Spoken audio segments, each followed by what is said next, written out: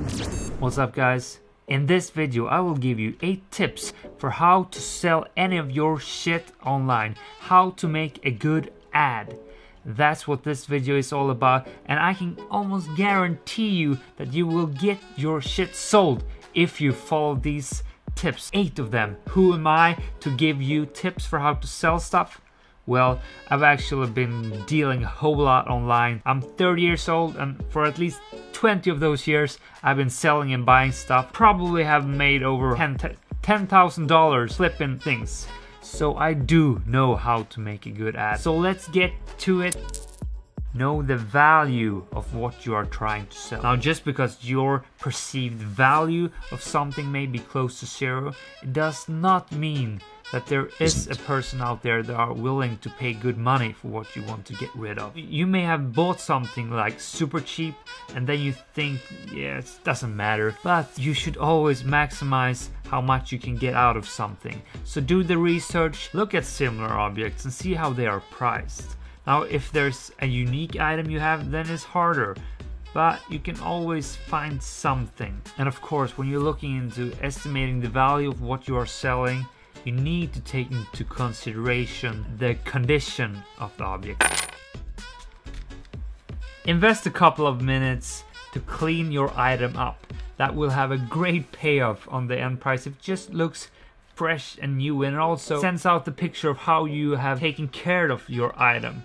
It's all about the details, but remember, don't put in hours in cleaning something up that is only worth like 10 bucks. Time is money. Taking good pictures, that's key to making your thing sell. And it's so easy with everyone having a mobile phone these days with a good camera. So I will put a link up there to some good tutorials on how to take good photos. Also, put some energy into fine-tuning that image of yours. You can actually do this straight in the phone if you're not comfortable with doing it on the computer. There's tons of apps there, so just make sure to add that little extra touch to the picture. You want to get as much exposure to the right audience as possible. So if you have a specific unique item, maybe there's best to go to a branding page like a Honda Club for Honda cars. But if it's a more average normal thing, site like Craigslist, or in Sweden it's called Blocket, that has the most coverage with all kinds of stuff with a lot of traffic. So depending on what you're selling, try to identify the best platform. Maybe an auction through eBay is a good thing. Suits unique items quite well. And yeah, of course, there's also tons of apps these days where you can find things locally. Also, there's tons of Facebook pages where people are buying and selling stuff, and usually it's in the neighborhood. And then it comes to setting the price, the right price. And your initial background research should have gotten you a good appreciation for how much your item is worth. I'd rather go too expensive as a starting point than too cheap, because you can always lower the price. You don't want to go too high, because then people will just be mad for you being so greedy. And you don't want to go too low. People may think something is fishy about it, and you are actually losing money, potential earnings. You know it's too cheap when people are calling you like crazy. The key is to be somewhere in between, but in the higher end of somewhere in between, because you do want to have some negotiation, some jiggle room. It will serve you. And then we come to the fun part of writing the description of your item. Now, if it's a common item, then I say go for a simple, clear, bullet-pointed structure, making the information very easy to take in and grasp. However, I like to put a bit of storytelling to it, especially if it's more of a unique item. Like, I sold my 3-wheel moped last year, which I had had for 10 years, and I wrote a quite extensive story about how I grew up, all the adventure I had been on. I aim to wake emotions. The guy buying it from me, he said that, yeah, I really wanted something that had a soul. I wanted this to live on. Your story really spoke to me. Now, this storytelling approach is perhaps more suitable for the uniquer items. If people are looking to buy a PlayStation 4, they kind of know what a PlayStation 4 is and not so much care about your history to it. In the description, you also have the opportunity to highlight the good sides and the bad sides. And I say, don't oversell and don't undersell. This is like going to watch a movie. If you have too much expectations, there's no way that the thing can live up to that, and you will just walk away feeling disappointed, even if it was a quite good movie from an objective standpoint. So don't oversell your thing like, oh, it's the most magnificent thing ever. On the other hand, you want to mention the defects. If it's something obvious, they are gonna realize it sooner or later anyways, so it's much better to be frank about it. Note them already in the text that this is what's wrong, but the price is set with that in mind. Otherwise they will just try to negotiate on these defects. Now, from my own experience, it's never worth to do these ugly sells. It will just haunt you. Also, when you're writing your text, think about what words they may use to search for this item. Also, you can list misspelled keywords. If you're writing PlayStation 4, separate like play and station, and PlayStation 4 like one word. So just try different combinations and put them out there. It can actually make your ad stand out being the only one. Now, in the ad, you should also offer to be contacted in any ways that suits them. Just because you prefer speaking in the phone, it doesn't mean that everybody interested in your thing wants to do that. Otherwise, that person, if it's a very shy person, may not reach out to you. So be flexible and say, hey, if you have any questions, reach out to me through text, email, phone, whatever. As the last overall point to the text you're writing, try to put a good vibe to it.